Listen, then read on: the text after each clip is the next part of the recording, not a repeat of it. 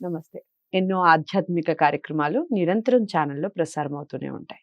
మీ అందరికీ సుపరిచితురాలు విశాలాక్షి అమ్మ. అమ్మ మాట్లాడుతూ ఉంటే ప్రతి పండుగ ఈ విధంగానే జరుపుకోవాలేమో, ఇలా జరుపుకుంటేనే మనకన్నీ శుభాలు జరుగుతాయేమో అనిపిస్తుంది. ప్రతి పండగ గురించి చాలా విశేషంగా చెప్తారు. ప్రతి విషయాన్ని నోట్ చేసుకోండి. తెలియని ఎన్నో విషయాలు తెలుసుకునే అవకాశం ఉంటుంది. కానీ మనం చేయాల్సిందల్లా ఒకటే ఏమిటంటే వీడియో ఎక్కడా స్కిప్ చేయకూడదు. స్కిప్ చేయటం వల్ల ఏమిటి అంటే మనకు విషయం బోధపడదు. ఎక్కడో చోట విషయాన్ని మనం పక్కకి నెట్టేసిన వాళ్ళం అవుతాం. అందుకని ఎక్కడా కూడా వీడియో స్కిప్ చేయకుండా ఎంతైతే డ్యూరేషన్ ఉంటుందో అంతా కూడా ఖచ్చితంగా చూసే ప్రయత్నం చేయండి. డౌట్స్ ఏమన్నా ఉన్నా లేదా అమ్మ చెప్పే మాటలు మీకు ఎలా అనిపించాయని షేర్ చేసుకోవాలి అనుకున్నా కామెంట్ బాక్స్‌లో తెలియజేయండి. నమస్కారం అమ్మ. నమస్తే అమ్మ. చాలా సంతోషంగా ఉంది మళ్ళీ మీతో కార్యక్రమం చేయటం. ఇక వసంత పంచమికి సంబంధించి విశేషాలు చెప్పండి. అదే రోజును సరస్వతిని ఎక్కువగా ఆరాధించాలి అని కూడా అంటూ ఉంటారు. కారణం ఏమిటి? ఈ విషయాలన్నీ కూడా వివరించండి. నమస్తే శారదాదేవి కాశ్మీరపురవాసిని త్వామహం ప్రార్థయే నిత్యం విద్యాం బుద్ధిం చ దేహి మే. తల్లి నిన్ను తలంచి పుస్తకము చేతన్ పూనితిన్ నీవు నా యుల్లం వందున నిల్చి జృంభణముగా నుక్తుల్ సుశబ్దంబు శోభిల్లం వల్కుమ నాదు వాక్కునను సంప్రీతిన్ జగన్మోహిని ఫుల్లాబ్జాక్షి సరస్వతి భగవతి నిశ్శేషజాడ్యాపహ. ఏ దేవత యొక్క ఏ ఒక్క స్తోత్రాన్ని తీసుకున్నా దాని అర్థాన్ని కనుక మనం విచారణ చేసినట్లయితే ఆ దేవత యొక్క తత్వము ఏమిటి అన్నది మనకి బోధపడుతుంది. శ్రీ మహాసరస్వతీదేవి, ఆవిడే జ్ఞాన సరస్వతీదేవి. ఆవిడ మనకు అమ్మలగన్న యమ్మ అంటే మనందరికీ కూడా తల్లి, మాతృస్వరూపిణి తల్లి. మన అమ్మలకు కూడా అమ్మ ఎవరు అంటే సరస్వతీదేవే. మన సకల కోర్కెలను కూడా తీర్చే కల్పవల్లి ఆవిడ.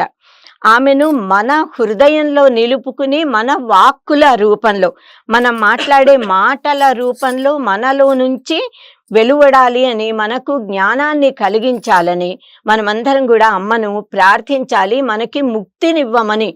అసలైన జ్ఞానము అమ్మవారే ఇస్తుంది గనక ఆ జ్ఞానము యొక్క పరమగమ్యము ముక్తి పొందడం గనక ముక్తినివ్వమని మనం ప్రార్థించాలి. మాఘ శుద్ధ పంచమిని అంటే మాఘ శుక్ల పంచమిని శ్రీ పంచమి లేకపోతే వసంత పంచమి అని అంటారు. బ్రహ్మజ్ఞానాన్ని కలిగించే గురూపసదనానికి అవసరమైన బ్రహ్మోపదేశము అంటే ఉపనయన సంస్కారము చేయడానికి అత్యంత శుభమైన ముహూర్తము వసంత పంచమి. కనుక వసంత పంచమి నాడు కనుక ఉపనయనం చేసినట్లయితే వారు అలా గురువు దగ్గరికి వెళ్ళి గురువు ఉపదేశం వల్ల, శాస్త్ర జ్ఞానం వల్ల, పఠనం, శ్రవణ, మనన, నిధిధ్యాసనలతో ముక్తిని పొందగలుగుతారు. కనుక అంతటి పవిత్రమైన దినము వసంత పంచమి. మాఘస్య శుక్ల పంచమ్యాం విద్యారంభ దినేపిచ అనంటూ అలా ప్రారంభించి మనకి ధర్మ శాస్త్రాలలో అంటే గృహ్య సూత్రాలలో వసంత పంచమి ప్రాముఖ్యత, ఆ రోజు ఎలా చేయాలో విధి విధానాల గురించి చెప్పారు. నామరూపరహితమైన చిచ్చక్తి, జ్ఞాన శక్తి ఆవిడే సరస్వతీదేవిలా ఒక రూపాన్ని, ఆకారాన్ని సంతరించుకుని అవతరించినటువంటి రోజు మాఘ శుద్ధ పంచమి. కనుక ఆ రోజుని మనం శ్రీ పంచమి, వసంత పంచమి అంటాము. శ్రీ అంటే ఐశ్వర్యము, సౌభాగ్యము, సకల ఆనందాలు.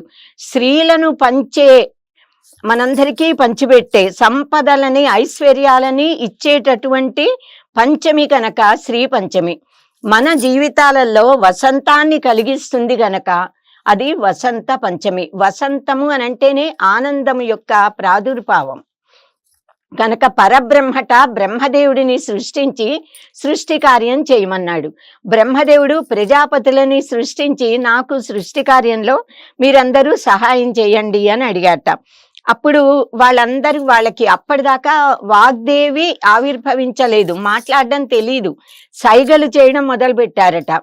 దాంతో ఇలా సైగలతో ఏమర్థమవుతుంది, సృష్టి కార్యం ఎలా చేయగలుగుతారు అని బ్రహ్మదేవుడు శ్రీ మహావిష్ణువును ప్రార్థిస్తే, శ్రీ మహావిష్ణువు సాక్షాత్తుగా పరమేశ్వరుడు, సర్వ విద్యలకి అధిదైవము ఈశ్వరుడు కనుక ఆ పరమేశ్వరుడిని ఆయన్ని ప్రార్థించి, ఈశ్వర నీ నుంచి నేను వాక్ శక్తిని యావత్ విశ్వానికి ఇద్దామనుకుంటున్నాను అని ఆయన అనుమతి తీసుకుని పరమేశ్వరుడి శరీరంలో నుంచి ఒక తెల్లని ఆ జ్ఞాన జ్యోతి లాంటి వెలుగుని, ఒక రూపాన్ని అమ్మవారిగా మలిచి బయటకు తీసుకొచ్చాడట. అంటే ఈశ్వరుడి సోదరి, శివ సోదరి సరస్వతీదేవి. అందుకే ఇద్దరు కూడా శుద్ధ స్ఫటిక మణినిపులు, తెల్లగా ఉంటారు. ఇద్దరు జ్ఞాన స్వరూపులు, విద్యార్థి దేవతలు కనుక అలా వాగ్దేవిని, శివ సోదరిని సృష్టించాడట. ఆవిడే సరస్వతీదేవి.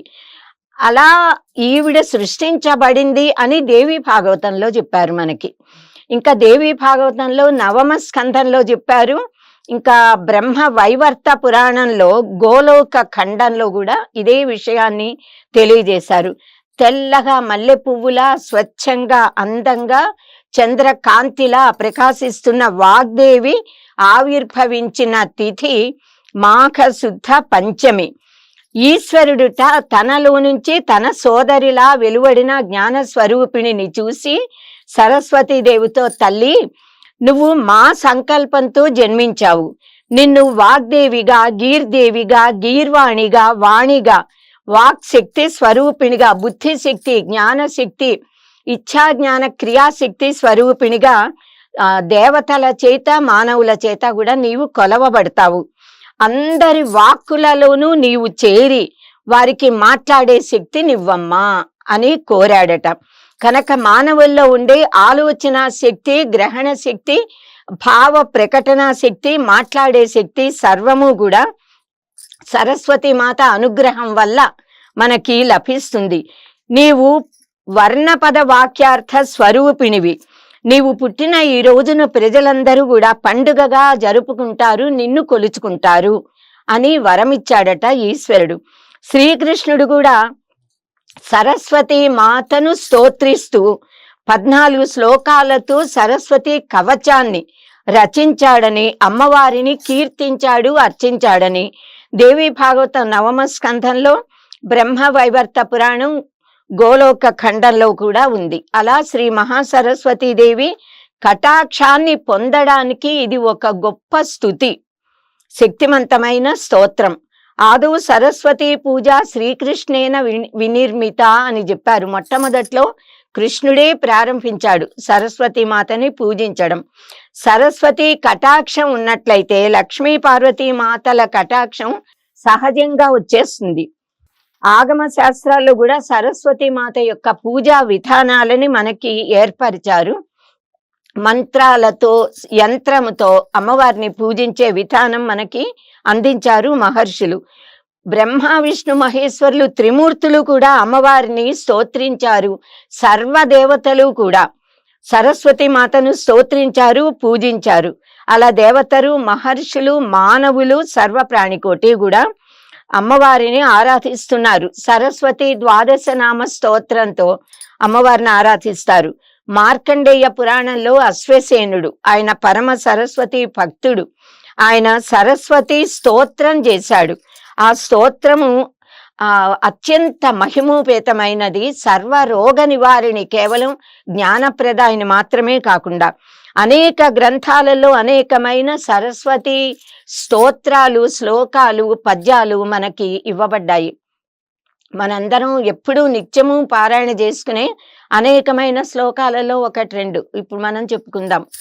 యా కుందేందు తుషారహార ధవళ, యా శుభ్రవస్త్రాన్విత, యా వీణ వరదండ మండిత కర, యా శ్వేత పద్మాసన, యా బ్రహ్మాచ్యుత శంకర ప్రభృతిభిః దేవై సదా సేవిత, సా మాం పాతు సరస్వతి భగవతి నిశ్శేషజాడ్యాపహ.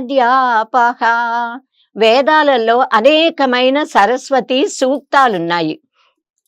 సరస్వతి రహస్య ఉపనిషత్తు, అందులో సరస్వతి మాత యొక్క తత్వాన్ని గురించి వివరించారు. సరస్వతీదేవిని శబ్ద బ్రహ్మ స్వరూపిణిగా, ప్రణవ స్వరూపిణిగా ఆ ఉపనిషత్తులో వర్ణించారు. ఓం ప్రణోదేవి సరస్వతి వాజేభిర్వాజినీవతి ధీనామవిత్ర్యవతు అనంటూ మనమందరం కూడా ప్రార్థించుకుంటాము. వాజినీవతి అనంటే వాక్కులు, అన్నములు, సకల పదార్థాలు కూడా కలిగినటువంటి తల్లి అని అర్థం. వాజేభిహి, వాజి అంటేనే వాక్కులు, వాజి అంటే అశ్వములు, వాజి అంటే ఇంద్రియములు, వాజి అంటే వాక్కులు. వాజేభిహి అంటే వాక్కులను ఇచ్చి, అన్నాలను ఇచ్చి, సర్వ పదార్థాలని మనకు ఇచ్చి, అవిత్రి అవ రక్షణే, అవ అంటే కాపాడడం, అవిత్రి అంటే కాపాడే తల్లి, రక్షకురాలైన తల్లి. అవతు మనలను రక్షించుగాక అంటూ ఆ తల్లికి మనం నమస్కరించుకోవాలి. బమ్మెర పోతనామాచ్యుల వారు వేదాల్లో ఉన్న అనేకమైన సరస్వతి సూక్తముల యొక్క సారాన్ని, అనేకమైన బీజాక్షరాల మహిమను కూడా నిక్షిప్తం చేసి ఆంధ్ర మహాభారతంలో ఒక పరమద్భుతమైన శ్లోకాన్ని చెప్పారు. ఇది కనుక పఠించినట్లయితే, విద్యార్థులు పఠిస్తే వాళ్ళకి వెంటనే ఏ చదువులు చదివినా చాలా సులభంగా వస్తాయి. ఎవరు పఠించినా మేధా వృద్ధి జరుగుతుంది, మేధాశక్తి. శారద నీరదేందు ఘనసార పటీర మరాళ మల్లికా హార తుషార ఫేన రజతాచలకాశ ఫణీశ కుంద మందార సుధాపయోధి సిత తామర సామర వాహిని శుభాకార తనొప్పు నిన్ను మదినెన్నడు కానగల్గు భారతి. అంటే అమ్మా నిన్నెప్పుడు నేను చూడగలుగుతాను అంటూ ఆయన ఆర్తితో అమ్మవారిని ప్రార్థించినట్లుగా ఉంది. కానీ అమ్మ తెల్లనివన్నీ, ప్రకృతిలో ఉన్న తెల్లని పువ్వులని, తెల్ల వస్తువులని అన్నిటినీ ఇందులో చెప్పినట్టు కనిపిస్తుంది. కానీ ఇవన్నీ కూడా వేద సూక్తాల సారము, బీజాక్షరాలతో నిండి ఉంది కనుక పరమ శక్తిమంతమైనది. వేదవ్యాస భగవాన్లు గోదావరి నదీ తీరంలో సరస్వతి మాత గురించి పూజ చేసి అమ్మవారిని ప్రత్యక్షం చేసుకుని బాసర, అక్కడ జ్ఞాన సరస్వతి దేవిని బాసరలో ప్రతిష్ఠించారు.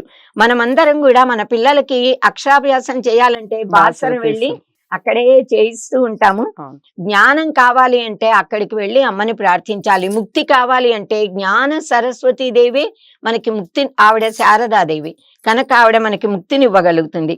ఆదిశంకర భగవత్పాదులు కంచి కామకోటి పీఠంలోను 4 మఠాలలో, శృంగేరి శారదా మఠంలో, అన్ని మఠాలలో కూడా జ్ఞాన స్వరూపిణి అయిన సరస్వతీదేవిని శ్రీ శారదాదేవి నామంతో శారదాదేవిగా ప్రతిష్ఠించారు. ప్రతిరోజు కూడా శారదా చంద్రమౌళీశ్వర స్వామి అర్చన జరిగేలాగా ఏర్పాటు చేశారు.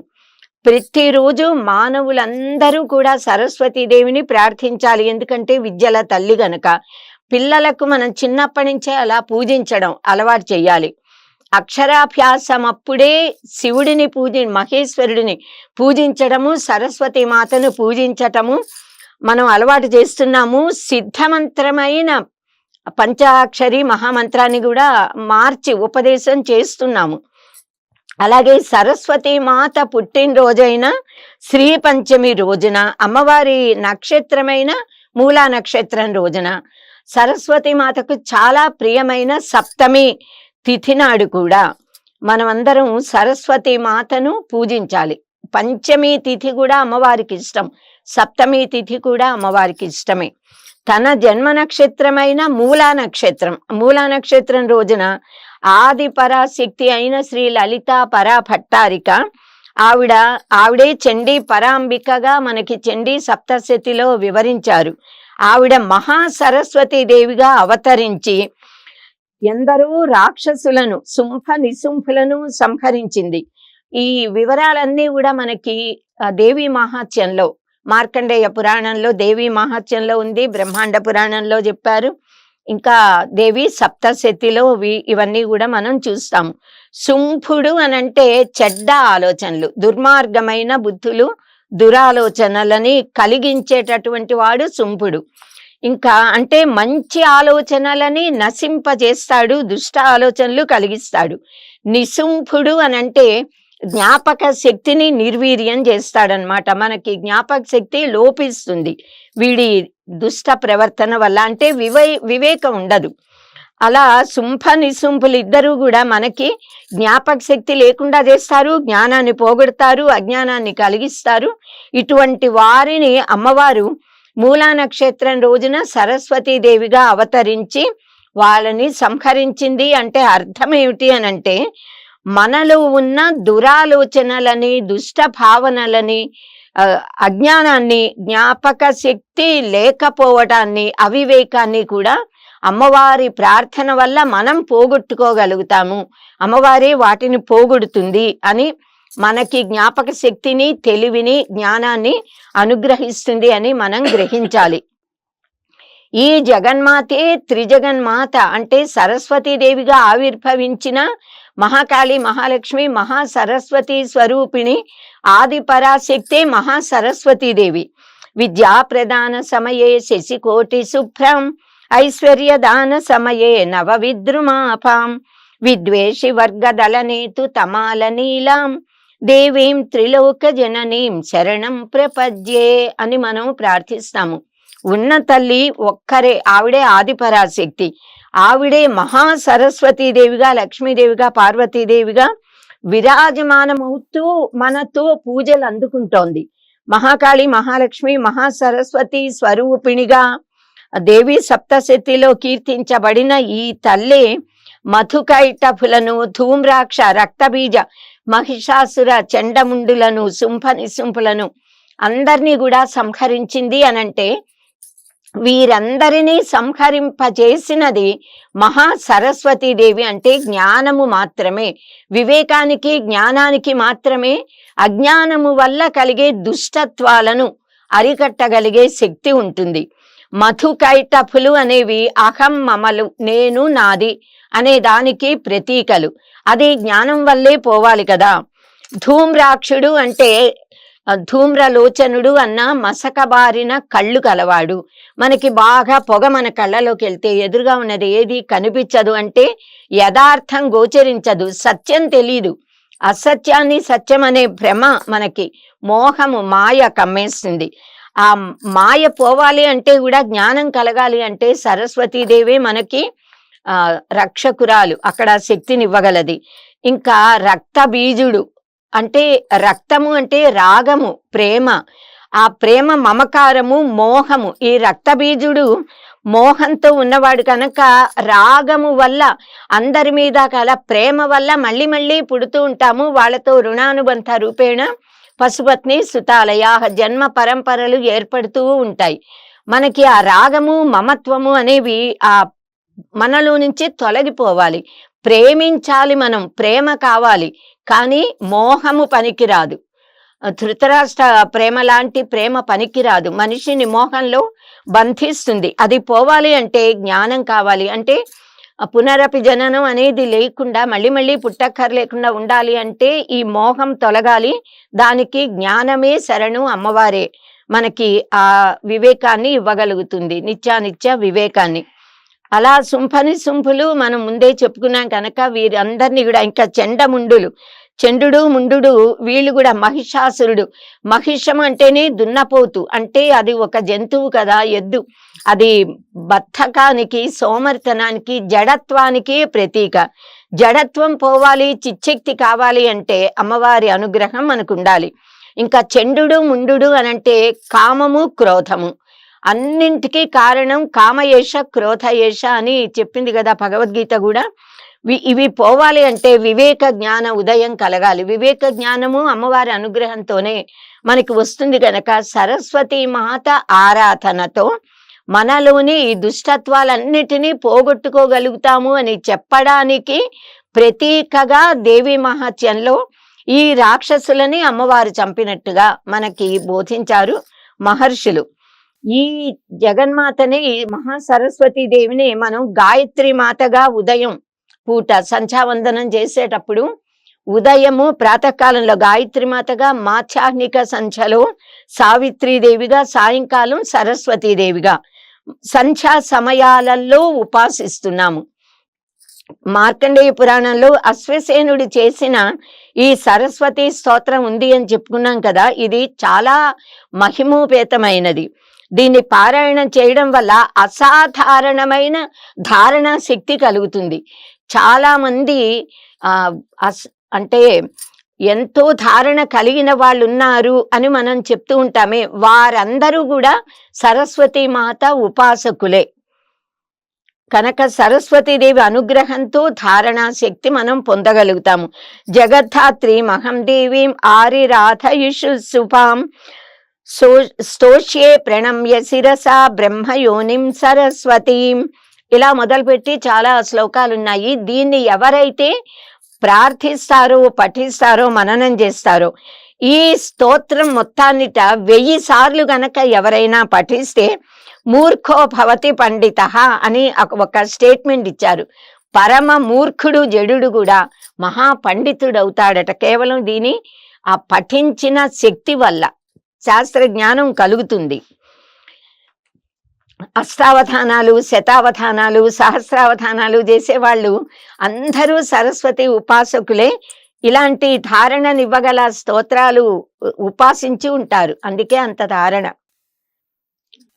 సరస్వతి మాతనే మనం బ్రాహ్మి అని, వైష్ణవి అని, రౌద్రి అని కూడా మనం ప్రార్థిస్తూ ఉంటాము. సరస్వతి మాతకి అనేక అవతారాలు ఉన్నాయి.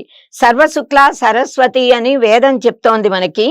ఈ తల్లి కూడా శివుడిలాగా శివ సోదరి కదా. శుద్ధ స్ఫటిక మణి నిభ, స్వచ్ఛమైన స్ఫటికంలాగా కాంతితో తెల్లగా విరాజమానమవుతూ ఉంటుంది. అంటే శుద్ధ సత్వ స్వరూపిణి.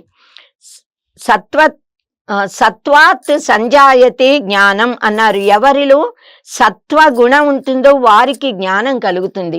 అమ్మవారు శుద్ధ సత్వ స్వరూపిణి గనక ఆవిడ ఉపాసనతో మనలో ఉన్న సత్వగుణం శుద్ధ సత్వంగా పరిణమిల్లుతుంది. కనుక మనం అలా మన సత్వగుణాన్ని శుద్ధ సత్వంగా మార్చుకోవాలి. ఈ సరస్వతి మాత ఎప్పుడూ తెల్లని వస్త్రాలు ధరించి ఉంటుంది. ధౌత వస్త్రాంబరధారి, చేతిలో వీణను పట్టుకుంటుంది, అక్షమాల పట్టుకుంటుంది, పుస్తకాన్ని, వేదాలకి ప్రతీకగా పుస్తకాన్ని పట్టుకుని అభయ వరద హస్తము, ఆ హస్తాలతో ఉంటుంది. మనం వీణ పట్టుకుంటుంది కదా, వీణ అంటేనే సంగీతానికి ప్రతీక. వీణ ధ్వని ఓంకారానికి ప్రతీక.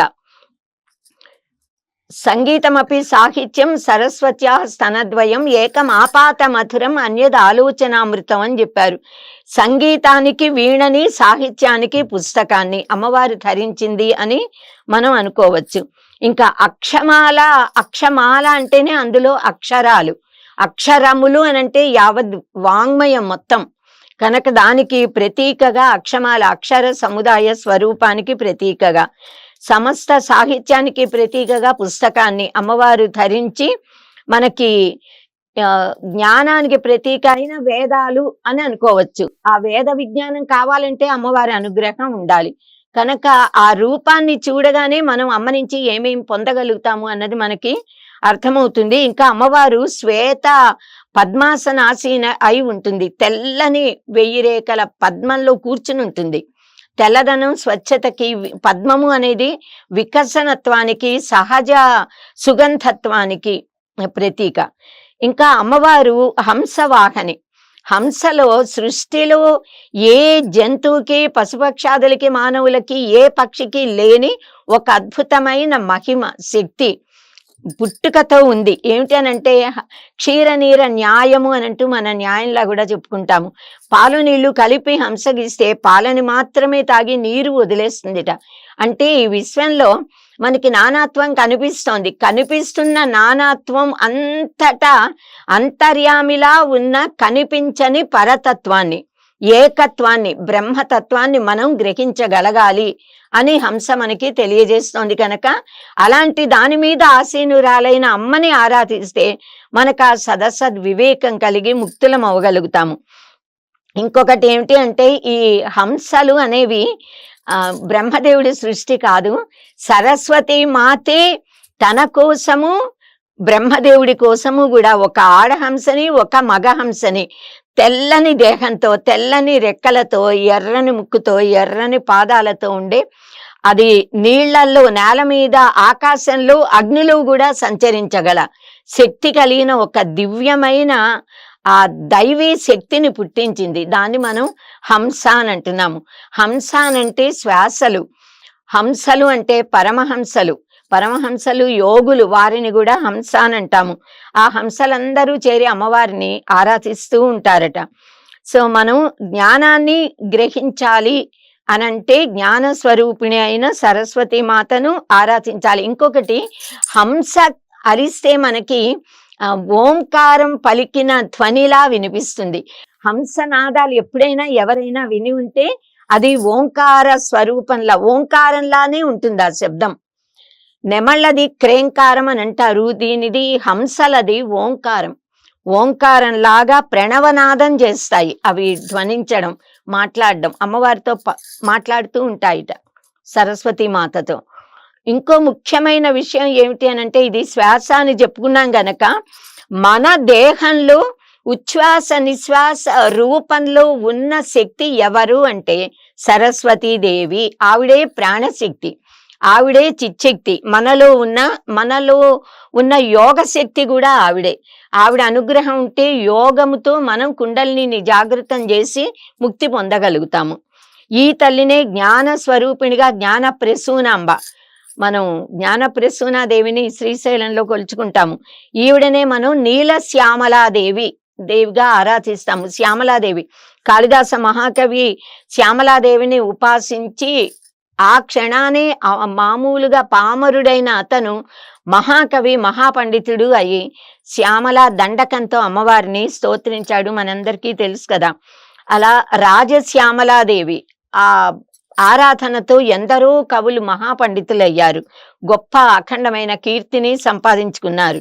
శారదాదేవి మనకి, సరస్వతీదేవి లౌకికమైన విద్యలను ఇస్తుంది, శారదాదేవి ఆరాధన ముక్తిని కలిగిస్తుంది అని చెప్తారు పెద్దలు. కనుక శ్యామల నవరాత్రులు మనం మాఘ శుద్ధ పాడ్యమి నుంచి మాఘ శుద్ధ నవమి దాకా ఈ 9 రోజులని శ్యామల నవరాత్రులు, గుప్త నవరాత్రులని కూడా అంటాము. ఆ శ్యామల నవరాత్రుల పేరిట సరస్వతి మాతను మనం ఆరాధిస్తున్నాము. సరస్వతి అంటేనే జ్ఞానము, జ్ఞానము అంటే సరస్వతి అనే పదం సృ సర అంటే ప్రవహించడం, టు మూవ్ అని అంటాం, కదలడం అనే అర్థం ఉన్న ధాతువు. దాని నుంచి సరస్వతి అనే పదం వచ్చింది. అంటే ఎప్పుడూ కదులుతూ ఉంటుంది, ప్రవహిస్తూ ఉంటుంది.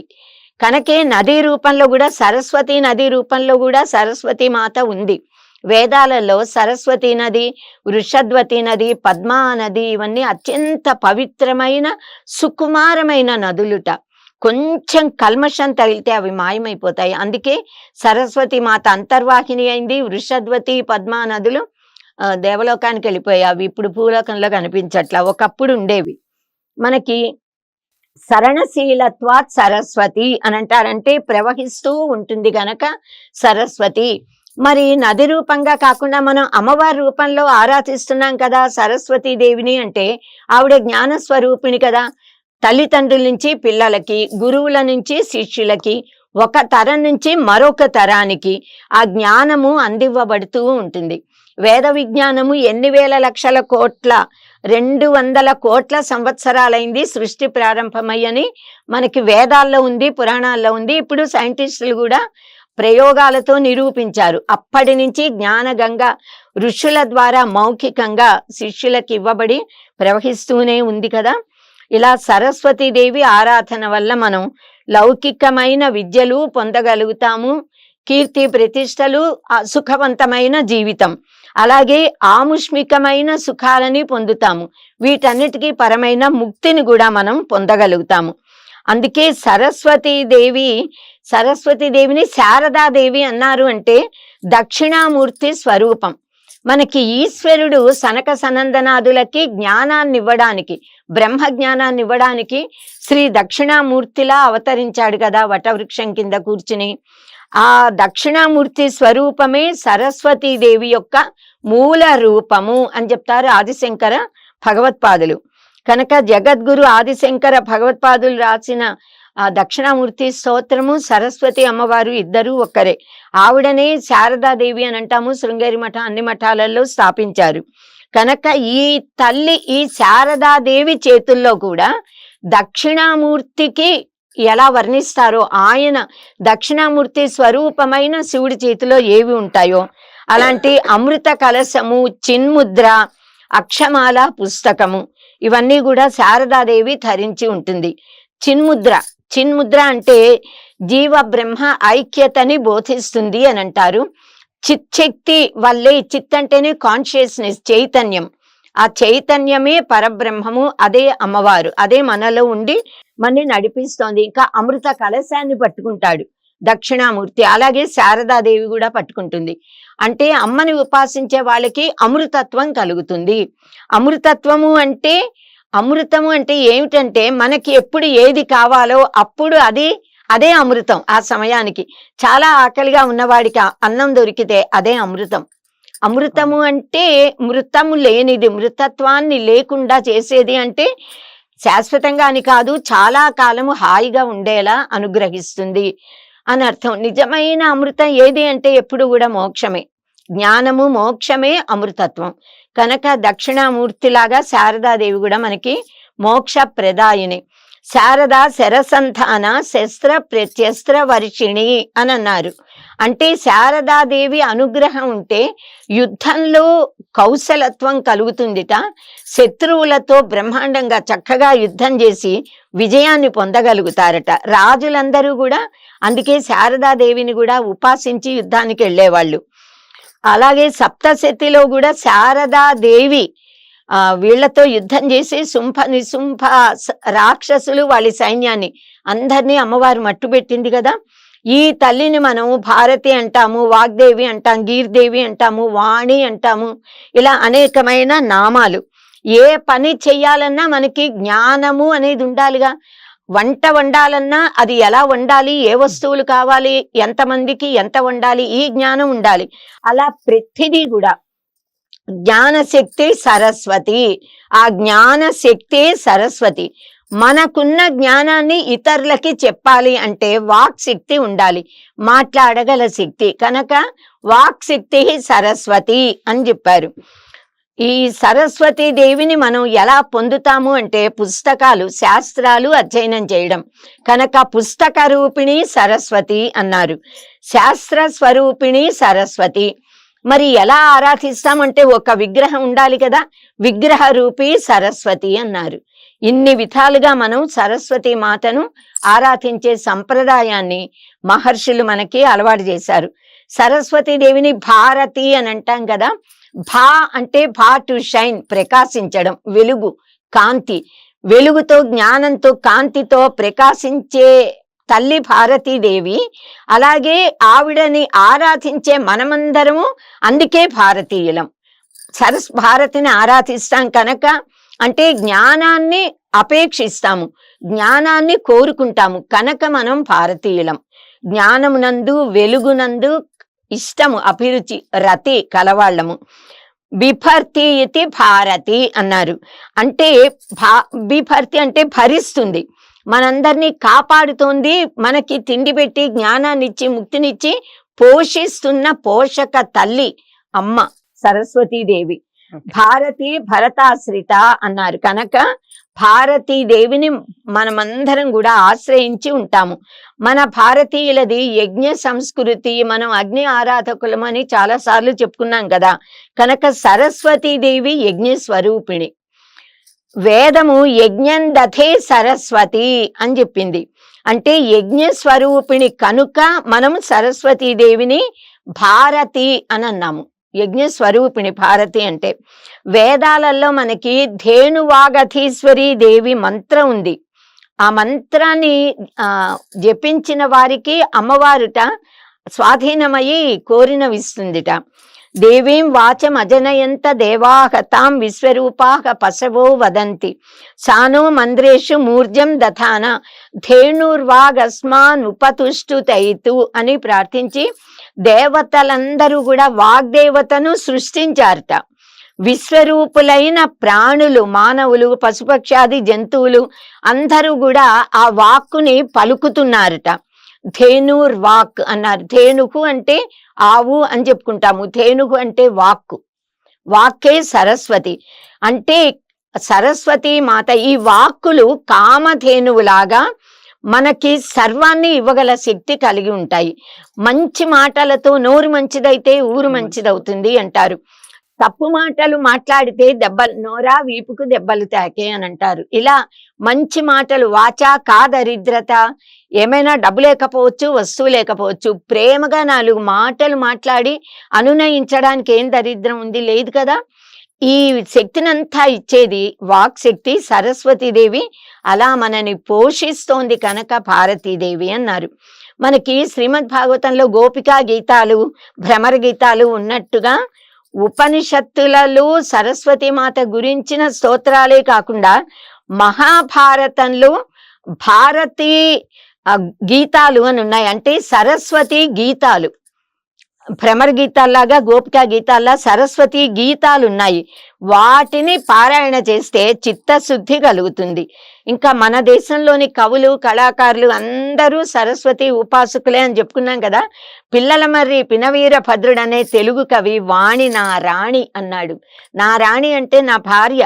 భార్య ఎంత ఒబీడియంట్ గా ఉంటుందో అలా సరస్వతి మాత తల్లి భార్య లాగా కూడా ఆవిడ. ఆయన రాణిట అంటే ఆయనకి ఎంత భక్తి ప్రపత్తులు, నమ్మకము అమ్మవారి మీద, ఎంతటి భాష మీద పట్టు ఉంటే అలా స్టేట్మెంట్ ఇవ్వగలుగుతారు, అలా చెప్పగలుగుతారు. వాణి నా రాణి అన్నారు ఆయన. అంత గొప్పవారు ఆయన. అంటే సరస్వతి ఉపాసకులు కనుక అలా అనగలిగారు. అమ్మవారిని తల్లిగా చూస్తారు, చెల్లెలుగా చూస్తారు, కూతురుగా చూస్తారు, కానీ ఈయన మాత్రము నా రాణి అనగలిగారు. రాణి అంటే నేనేం చెప్తే దాన్ని వింటుంది అనే అర్థం మాత్రమే మనం గ్రహించాలి తప్ప తప్పు భావాలను ఎప్పుడు కూడా తీసుకోకూడదు. కవులు చెప్పిన మన దేశంలో ఇంకా వీళ్ళేగాక చాలా మంది, ఇంకా పోతనామాచ్యుల వారిది మనం చూసాము. శ్రీనాథ కవి సార్వభౌముడు ఎంత అద్భుతమైన పద్యాలు చెప్పాడో సరస్వతి మాత మీద. అలా ఎందరో. శ్రీనాథ కవి సార్వభౌముడు చింతామణి సరస్వతి ఉపాసకుట్ట. అంటే సరస్వతీదేవి అనేక రకాల అవతారాల్లో ఉందనుకున్నాం కదా. సర్వార్థ సాధక చింతామణి సరస్వతి. కోరిన కోర్కెలన్నిటినీ నెరవేరుస్తుంది ఆవిడ.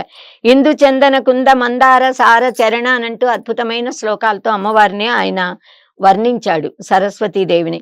ఇలా మానవులందరూ కూడా విశేషంగా విద్యార్థులు, జ్ఞానం కావాలనుకునే ప్రతి ఒక్కళ్ళు సరస్వతీదేవిని ఉపాసించాలి.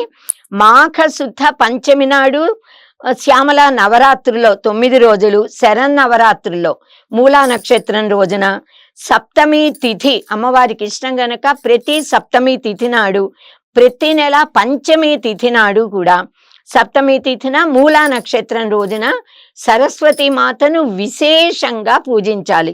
రోజు మామూలుగా పూజించిన విశేష పూజలు ఆ రోజుల్లో చేయాలి. సరస్వతీం శుక్లవర్ణం వీణా పుస్తకధారిణీం సుస్మితాం సుమనోహరాం సురగణై సుపూజితాం కోటి చంద్ర ప్రభాం దేవీం ధ్యాయే దీప్సిత సిద్ధయే. నా ఈప్సితాలు సిద్ధించడానికి ఇలా అమ్మవారిని ఆరాధిస్తున్నాను. అమ్మవారు ఎలా ఉందిట? తెల్ల కలువలతో, తెల్లని పూలతో, మల్లెలు, మొల్లలు, సన్నజాజులు, విరజాజులు, దొంతర మల్లెలు, నందివర్ధనాలు, తెల్ల మందారాలు, పారిజాత కుసుమాలు, వీటిలాగా అమ్మవారు ఉందిట. వాటితో అమ్మవారిని మనం ఆరాధించాలి. కుందమాలలు, మాలలు కట్టి సమర్పించాలి సరస్వతీదేవికి. ఇంకా అమ్మవారికి ఇష్టమైన పదార్థాలను నైవేద్యంగా పెట్టాలి. అమ్మవారికి ఏది ఇష్టము అనంటే భక్తితో, భక్తులు ఏది పెట్టినా ఏ దేవుడికైనా ఇష్టమే. కానీ అమ్మవారికి ఇష్టమైనవేవి ఎలా పూజించాలి అన్నది కూడా పద్ధతి మనకి చెప్పారు శ్రీకృష్ణ పరమాత్మ. మనందరికీ కూడా అంటే మొట్టమొదట్లో ఆయన 14 శ్లోకాలతో కవచం రచించి అమ్మని స్తోత్రించి అమ్మవారిని పూజించి లోకానికి సరస్వతీదేవిని ఇలా పూజించండి అని మార్గాన్ని నిర్దేశించారు. పరమాన్నంచ గోఘృతం నారికేళం తదుదకం కసేరు మూల మాద్రకం పక్వరంభాఫలం చ ఆర్ద్రముద్గాశ్చ సమర్పయేత్ అని చెప్పారు. అంటే ఆవు నెయ్యితో వండిన పరమాన్నము, కొబ్బరి నీళ్లు లోపలున్నవి, ఒక విధమైన గరిక అమ్మవారికి ఇష్టం. గరికల్లో అనేక రకాలు, ఒక గరిక అమ్మవారికి ఇష్టం. అల్లంతో చేసిన పదార్థాలు ఇష్టంట. పండిన అరటి పళ్ళు, చక్కని పళ్ళు, నానబెట్టిన పెసరపప్పు అంటే వడపప్పు పానకము మనం సమర్పిస్తుంటాం కదా, ఇవన్నీ కూడా నైవేద్యంలా పెట్టాలి. సుగంధ శుక్ల పుష్పంచ చందనం ధవళ వస్త్రం శంఖ మౌక్తిక స్రజం సమర్పయేత్ అన్నారు. పూజించాక అమ్మవారికి సుగంధ భరితమైన తెల్లని పూలను, పూల మాలలను, తెల్లని చందనం సుగంధంగా ఉంటుంది. తెల్లని అంచు ఎరుపు గాని ఆకుపచ్చ కానీ ఉన్న అంచున్న తెల్లని వస్త్రాలు, పట్టు పీతాంబరాలు అమ్మవారికి ఇవ్వాలి. శంఖము తెల్లగా ఉంటుంది, తెల్లనివన్నీ అమ్మవారికి సమర్పించుకోవాలి. శంఖము, ముత్యాల మాల, ముత్యాల అమ్మవారికి చాలా ఇష్టం. ఇలా అన్ని తెల్లనివే. ఎందుకు అంటే సరస్వతీదేవికి ఎందుకు ఇలా సమర్పిస్తారు అంటే, తెలుపు అనేది వెలుగుకి ప్రతీక, జ్ఞానానికి ప్రతీక, శుద్ధ సత్వ గుణానికి ప్రతీక. అమ్మవారు తర్వాత నిర్మలత్వానికి, స్వచ్ఛతకు, ట్రాన్స్పరెంట్ అంటారే, ఏ కల్మషము లేకుండా అలా ఓపెన్ గా ఉండడం అంటే, చక్కగా ఏది ఉంటే దాన్ని, ఏ భావన ఉందో అది మాటల్లో మాట్లాడడం, ఏది మాట్లాడతామో అది ఆచరణలో చూపించడం, అది పారదర్శకత్వం. అది అమ్మవారికి ఇష్టం. దానికి ప్రతీక తెలుపుదనం. శుద్ధ సత్వానికి ప్రతీక కనుక అమ్మవారు శుద్ధ సత్వ స్వరూపిణి కనుక అది మనకి రావాలంటే వీటితో అమ్మను పూజించాలి. ఇలా అమ్మవారికి నైవేద్యాలు సమర్పించి భక్తి శ్రద్ధలతో ఆరాధించి త్వమేవ శరణం మమ అని వేడుకుంటే అమ్మవారు మనకి జ్ఞానాన్నిచ్చి మనందరినీ కూడా తరింపజేస్తుంది. సరస్వతి త్వయం దృష్ట్వా వీణా పుస్తకధారిణి హంసవాహన సమాయుక్త విద్యాదానకరీ మమ ప్రథమం భారతీ నామ ద్వితీయం చ సరస్వతి తృతీయం శారదాదేవి చతుర్థం హంసవాహని పంచమం జగతి ఖ్యాతం షష్టం వాగీశ్వరీ తథా కౌమారీ సప్తమం ప్రోక్తం అష్టమం బ్రహ్మచారిణి నవమం బుద్ధిదాత్రీ చ దశమం వరదాయిని ఏకాదశం క్షుద్రఘంటా ద్వాదశం భువనేశ్వరి బ్రాహ్మీ ద్వాదశ నామాని త్రిసంఖ్యాం యః పఠేన్నరః సర్వసిద్ధికరీ తస్య ప్రసన్నా పరమేశ్వరి సా మే వసతు జిహ్వాగ్రే బ్రహ్మరూపీ సరస్వతి. ఇది శ్రీ సరస్వతి ద్వాదశ నామ స్తోత్రం. చాలా చక్కగా వివరించారు అమ్మవారి యొక్క విశేషాలు. సరస్వతి అమ్మవారి యొక్క విశేషాలన్నీ కూడా ఈ వీడియో ద్వారా తెలుసుకున్నాం. వీడియోని నేను మొదట్లోనే చెప్పాను, ఎక్కడ స్కిప్ చేయకుండా చూడండి. చూస్తేనే మనకి విషయం బోధపడుతుంది. అమ్మని ఎలా ఆరాధించాలో, అలాగే ఆరాధించడం వల్ల కలిగే లాభాలు ఏమిటో తెలుస్తాయి. వీడియోని అందరికీ షేర్ చేయండి, లైక్ చేసి ఛానల్ని సబ్స్క్రైబ్ చేసుకోండి. తదుపరి వీడియో ద్వారా మళ్ళీ కలుద్దాం. నమస్తే.